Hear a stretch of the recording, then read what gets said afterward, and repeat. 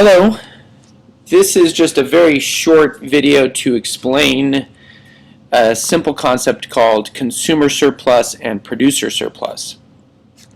So here you have a standard supply and demand graph with a price of $8 and a quantity of 8. So you can think in your head about a product that might cost $8. Let's say a pizza. Well, on any demand curve, there's actually people who would be willing to spend $15 for that same pizza, and $14, and $13, etc., all the way down.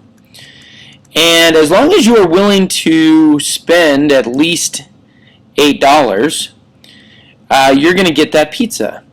But if you were willing to spend more than $8, then economists say that you gained some surplus.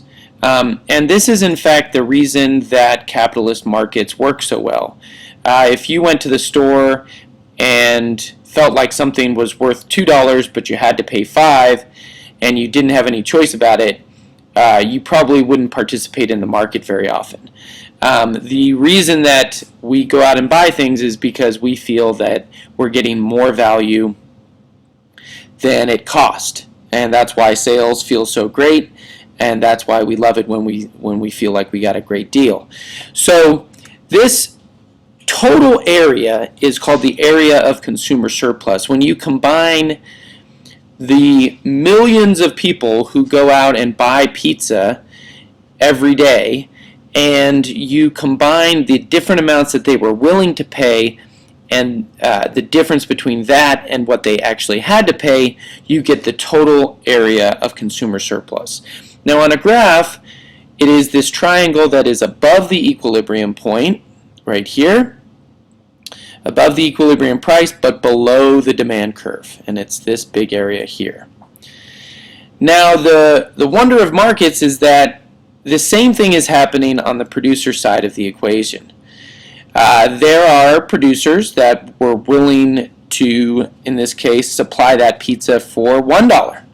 You know, cheese and flour and sauce is not that expensive. You could think about Little Caesars with their, $5 large pizzas. There are definitely producers who are willing to supply pizza for cheaper. But in this particular case, they get to sell it in the market for $8. So as long as they were willing to produce it for less and they get to sell it for $8, they achieved some surplus as well. And we call this the area of producer surplus. So if you think about it, the person who was willing to produce and sell it for $2 but gets to sell it for $8 generates a lot of surplus. But even the person that was willing to produce it and sell it for $7 but the market price was $8, they get some surplus as well. And so when you combine the total amount of pizza makers who were willing to produce it for less but get to sell it for $8 in the market, you get the total area of consumer surplus. So as a definition, again, that's the difference between what they were willing to produce it at and what they got to sell it for. And in this case, it is the area that is below the equilibrium price but above the supply curve. And that should match very well with your recent reading on this page in the soft chalk.